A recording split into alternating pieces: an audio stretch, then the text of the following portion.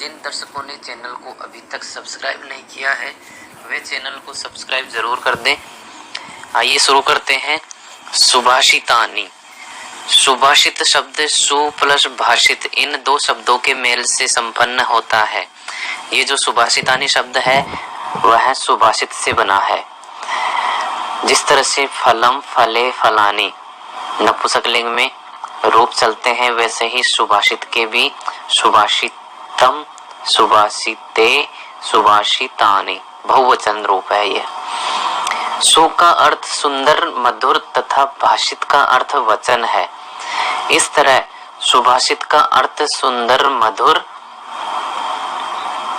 वचन है।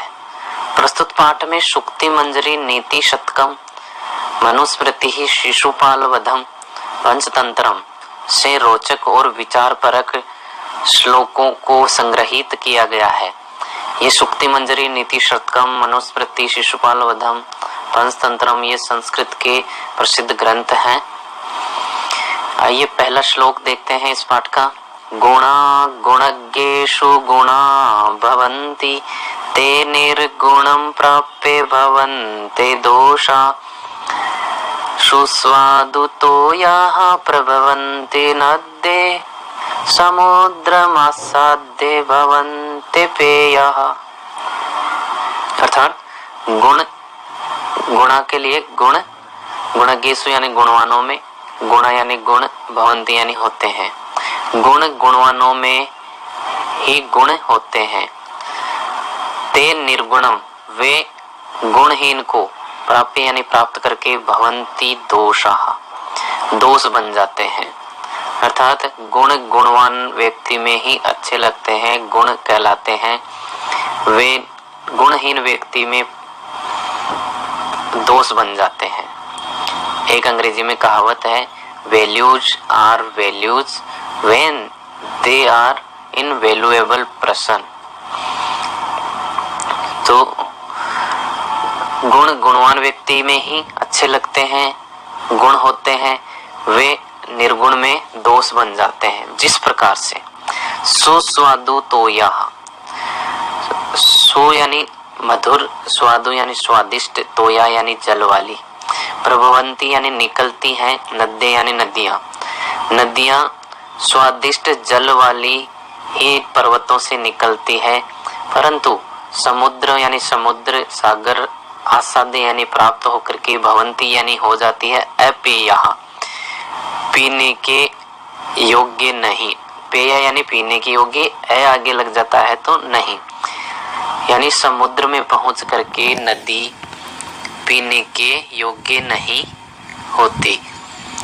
तो गुण गुणवान व्यक्ति में ही गुण होते हैं, वे गुणहीन व्यक्ति में दोष बन जाते हैं। जिस प्रकार से नदियों का जल जब वह पर्वत से निकलती है तो पीने योग्य होता है, परंतु समुद्र में पहुंचने के बाद समुद्र का पानी खारा होने के कारण वह पीने योग्य नहीं होती।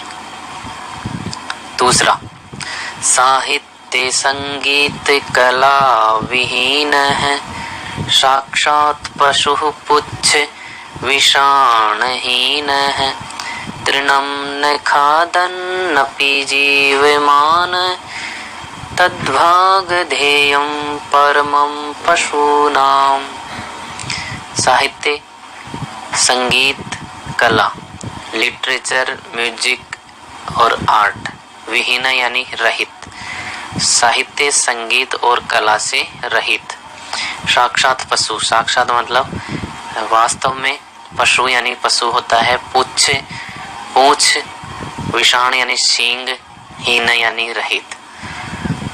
जो व्यक्ति साहित्य संगीत और कला से विहीन होता है, रहित होता है, वह बिना पूंछ और सींग का जानवर होता है।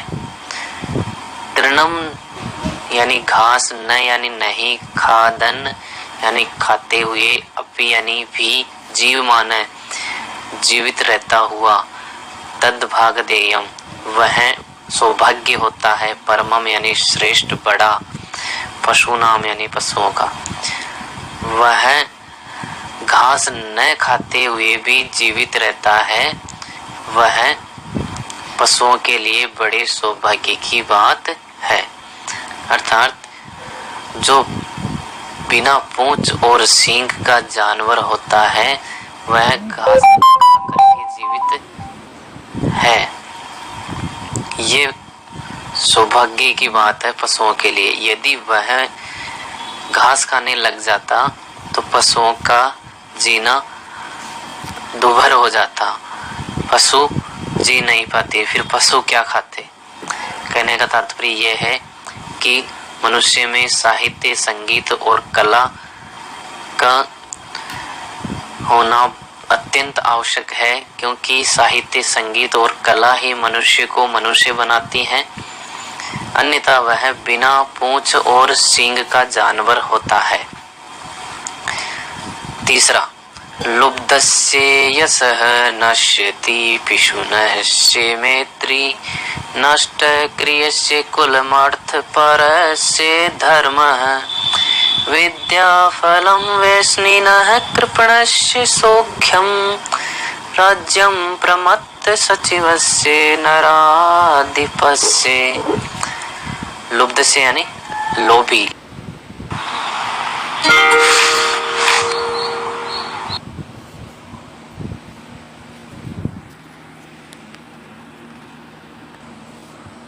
राज्यं प्रमत्त सचिवस्य नराधिपस्य। लुब्ध से यानी लोभी, लालची। नश्यति ये नष्ट हो जाता है, यश यानी प्रसिद्धि, पिशुनस्य यानी चुगलखोर की, मैत्री मित्रता, नष्ट क्रिया से जिसने कार्य करना छोड़ दिया है, क्रिया करना छोड़ दी है, कुलम यानी परिवार, अर्थपर से जो अर्थपर से यानी धन परायण होता है, केवल धन की बात करता है, अर्थ यानी धन, धर्म उसका धर्म, नश्यति यानी नष्ट हो जाता है।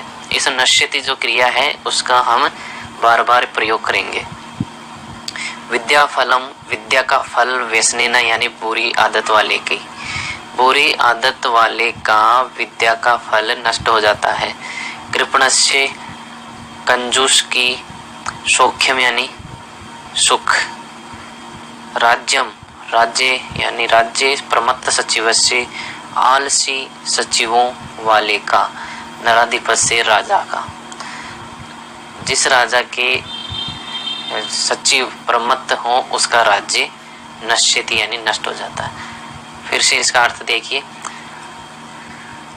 लालची व्यक्ति का यश नष्ट हो जाता है, लालची व्यक्ति की प्रसिद्धि नष्ट हो जाती है, चुगलखोर की मित्रता नष्ट हो जाती है, जिसने क्रिया करना छोड़ दिया है उसका परिवार नष्ट हो जाता है, जो धन परायण होता है, केवल धन की बात करता है, उसका धर्म नष्ट हो जाता है, बुरी आदतों में लिप्त व्यक्ति की विद्या का फल नष्ट हो जाता है, कंजूस का सुख नष्ट हो जाता है, और जिस राजा के सचिव मंत्रीगण आलसी हों उसका राज्य नष्ट हो जाता है।